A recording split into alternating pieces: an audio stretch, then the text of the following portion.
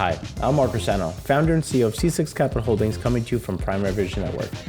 So I'm back in the saddle. I'm back from PEI in Prince Edward Island in Canada. Air Canada was lucky enough I was delayed there, delayed on the way back, and I lost my luggage for 3 days. So that was fun. It's the only way to describe it. But great people. We had a great meetings. There's definitely a lot of opportunity in the north, especially when you start looking at some of the things that we're going to talk about over the next few minutes. And one of the things that we're going to try to do is I'm going to cover obviously my primary vision frac spread count, and then I'm going to cover some of the data from the EIA show and Econ show today, and then do the deeper dive next week once we catch up and things that are relevant, because we did have a decent amount of data come out in this past week. And then before we get into that, I just want to let you know that this show will be going behind a paywall soon. So again, please like, share, subscribe. If we can get enough support, maybe we won't have to, but right now that is what we are looking to do at this point. So with that being said, the primary vision frac spread count went from 298 to 293. So we had that nice little push, and now a little bit of a pause. And again, it's not that it goes in a straight line. It's just it gets to a point, and then it just waffles back and forth. Because again, you're going to be moving equipment around. You're going to, like right now, Western Gulf came down a bit, and Anadarko came down a bit. So is it something where it came down? It's good, but when you listen to the E&Ps talk, it's just getting deployed somewhere else. So it's not that it's not working in the sense of it's going back to the yard. It's that it's not completing a well today, but it will be next week, because it's just moving to the new location. So we still see very steady activity at this level. We do expect to see this bounce back up.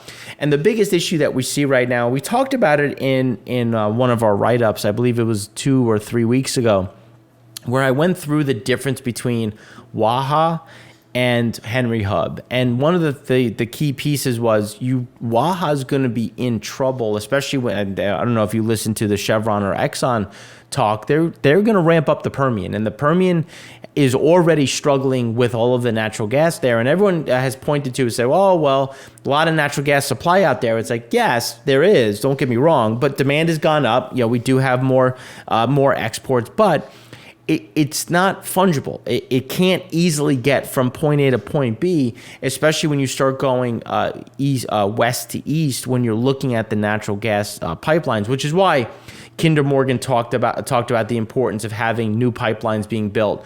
When you look at SWX, you have Icon buying more stock. It's because we're going to need more pipelines to move this through, and there's a lot of NGL. So the question is, can the NGL exports keep up with the amount of production coming out? And right now, that's starting to become an overhang. It's going to be important to see how winter begins. Where is the propane going? Is it going into the international markets?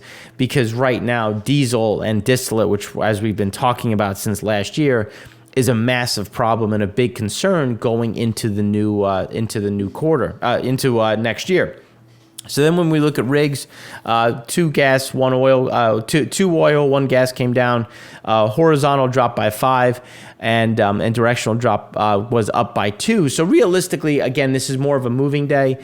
We're still at over 700 rigs. I see that just really creeping higher, but not by a whole lot. Like, this isn't like, we're going to go from 703 to 750. No, it's we're looking at this. Is it 715? Is it 720? That's where we see closing the year. Excuse me, with a bit more activity as we go into the new year. But that's going to be the pivot point of getting into that production mode. And when you look at the amount of DUCs, you can see that Haynesville continues to have a decent amount of DUCs to work through. Appalachia has flatlined, but it had a little bit of an increase in the Niobrara. But then the key one is the Permian, which is that yellowish line, which you can see is right back to where it was, and it's actually flatlining at that 2015, 2016 level, which is really what we were expecting, is because that was when production was obviously things were starting to ramp up. You had a huge amount of DUCs being accumulated, but that's where we see that kind of steady state. There's really no need to have DUCs to that level especially if you're getting into a production structure where, and production is just because it's E&P, it's exploration and production. When you're exploring, it's a different setup. You're playing around with the recipes. You're playing around with, let's test this zone and then that zone and then this. And again, I'm not saying that playing around with those recipes doesn't continue to happen. It's just that we're coming into a very much of a manufacturing mode where we have a very good understanding of what's down there, how it's to be done, and that can increase some of that efficiency, which is why we don't need to be at those levels. You're getting to that steady state, which is really going to support over the longer term, let's call it 12.7 million barrels a day. We don't see 14 million barrels a day that we've seen in the past. It's something that's going to be more of a steady state of, do we top out at 12.7? Is it 13.1? That's data that as it comes out, we'll be able to assess. But right now, based on the equipment deployed, the activity being done, we're at about 12.7 million barrels a day by the middle of next year. It's not, we're not going to get this huge surge, and that's going to be something to balance when you look at activity happening over the next few months. Then when we look at the EIA, distillate still continues to be vastly under where it should be right now, and that's that is a major problem going into winter. I know people that are starting to buy space heaters. They're starting to look to see if they can get something just to provide some sort of heat, whether it's a generator that runs off of propane. But there is a real concern right now going into the into the beginning of winter. And if you look, Pad 1, the East Coast, had a drop of 1.6 million there. And now in Canada, in California again, they submitted the banning export of gasoline. It's like, guys, if you do that, it's gonna make things so much worse. And then the gasoline had a draw because of Pad 1. Pad 1 dropped by 3.08 million. But look at blending components. Blending components had a build of 680,000, and that's going to be the key one to watch, because blending components is typically that leading indicator of where things should be. So we do see a build in gasoline as we go into next week, but distillate is the problem. Distillate is where all of that pain is going to be recognized, especially in Pad 1 and Pad 2.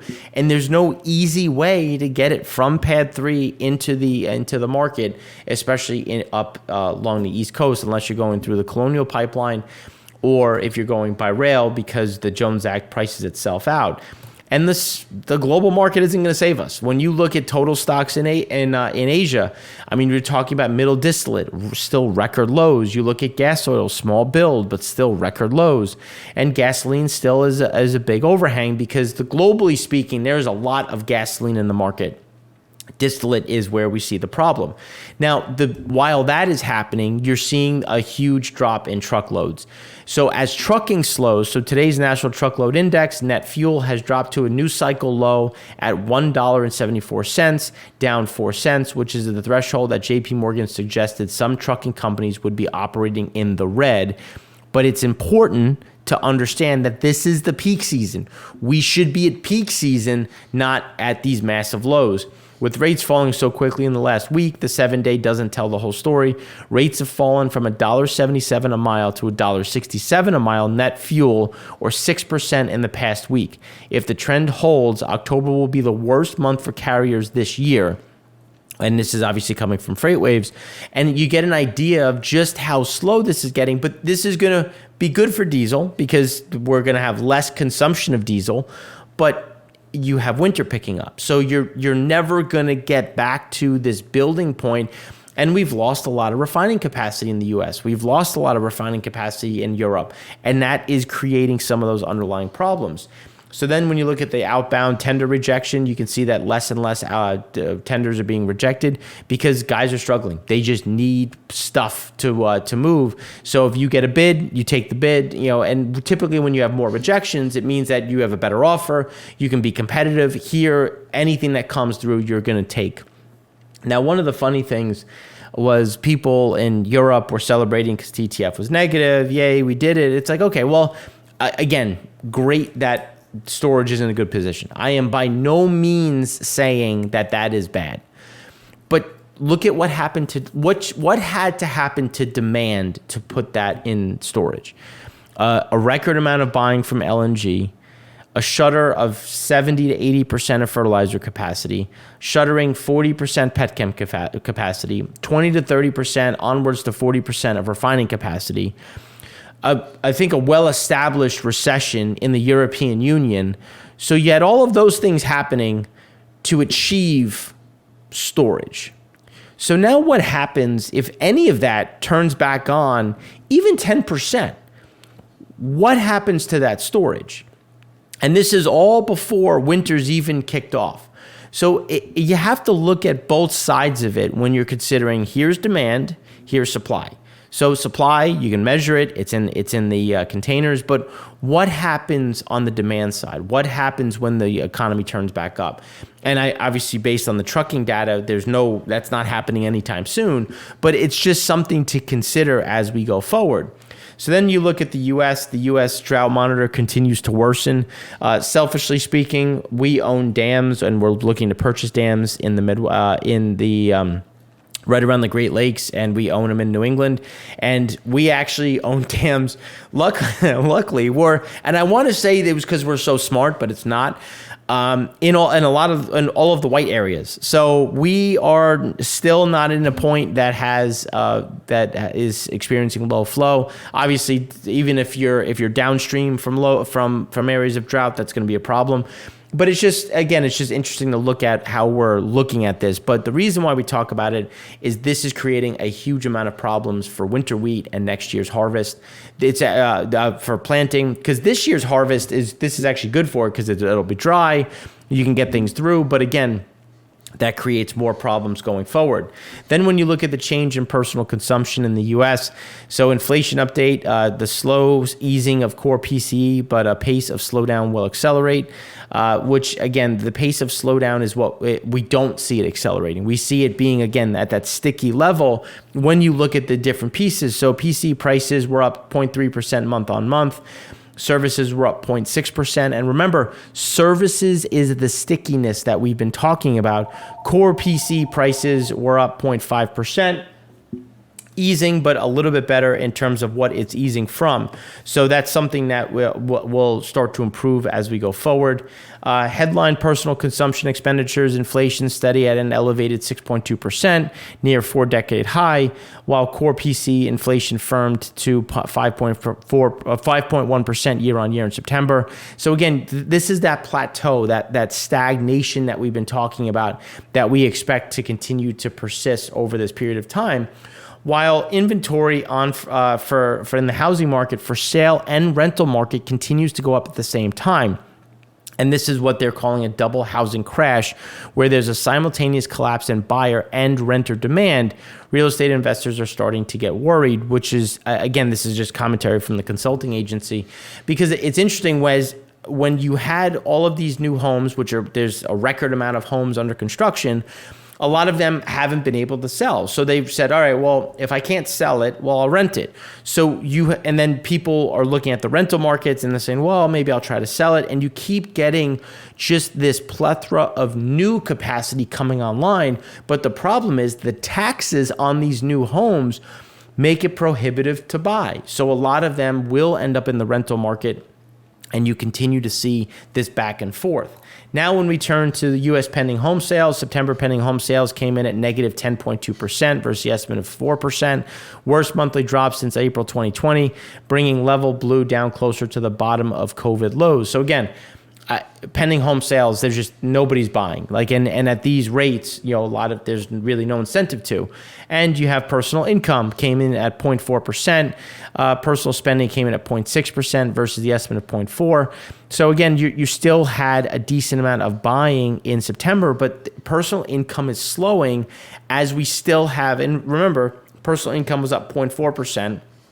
Inflation was still up 0.3%. So you're still getting inflation, but you are seeing some of this. But costs of employment costs are coming down, which is a net negative when you look at the real wage growth, because this is looking at previous. The look forward, the ECI is showing that wages are starting to drop, while we have inflation being elevated and really staying elevated here. The 6.2% versus 6.3%. Core was hotter than expected, came in at 5.1% versus the estimate of 5.2, but above from the previous month of 4.9. And what we've been saying is that the headline numbers could get slightly better, but the core side, the sticky side, is going to continue to get worse and will put more pressure on the market. So then when you start looking at the GDP components, there's 3 good that was in this, one of which is a positive, which we think fades, and 2 of them are transitory. And actually transitory, not the Fed speak transitory, but actually transitory. So consumer spending was good. It came in at 3.1%, at 1.4%. Came in higher than expected in terms of where it is. It's down from Q2, but we, as we've been saying, we see a steady decline of that in the market. But then when you look at exports were much better. And if you consider the fact that we had pent-up demand because of sales, but also a stronger dollar. So even though exports were up and imports were down, a lot of that is driven based on the value of the dollar, not so much the physical move, which is fine. But now that we've had the dollar right where it is, a lot of that will fade. Now, when you look at the change in private inventories, that was still fairly flat. So when you look at inventories and net exports, that really kind of covered a lot of where this was. And then obviously the consumer spending. So the consumer spending, as we had said in October, we were making a call that October was the month that saw that drop, and that we're going to see that continue to weaken, and that's going to be that big overhang as you look at Q4 GDP as well as going into next year. And this is part of the reason why. So aside from the pandemic, 3Q22 real final sales to private domestic purchasers within GDP were the weakest since the fourth quarter of 2009. So you had private domestic purchasers weakening significantly. And when you look at what that is, then 6 straight quarters of declining residential investment, longest streak since the great financial crisis, and before that, longest since early 1980s. So that's, again, more problems, and that's starting to see the consumer, because the consumer was buying all the stuff from the home, all the good side. The good side was being purchased. Now that's dropping off. Some of that's being replaced by the services, but that is where we see some of that weakness coming into this quarter. So October results, people are just all prices are going up, but definitely the groceries. And that is when you think about what people are seeing, the pain people are experiencing. Like, I was coming home from the airport, and my mother was kind enough to come and get me. And she was like, "What's happening with diesel?" And I was like, "Well, what do you mean diesel? Like what in what regard in terms of diesel?" And she said, "Well, gasoline prices, she's like, typically, diesel prices are close to, plus or premium for gasoline, but she's like, now they're over $2 higher." And when you look at where prices are, according to AAA, you have diesel prices at $5.30, 31 cents, and you have gasoline at $3.76. And she's not wrong.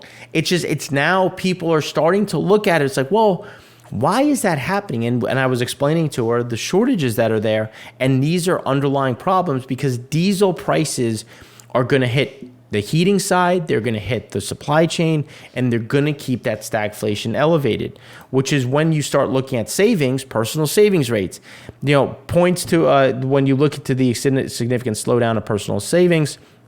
And it's at his historically low level of around 3%, as people have dwindled down. They're not putting more in savings, and they have to push it back into the market. And then when you look at some future data, so another weak PMI, the Kansas City index was down it went to -7 versus -2 estimate.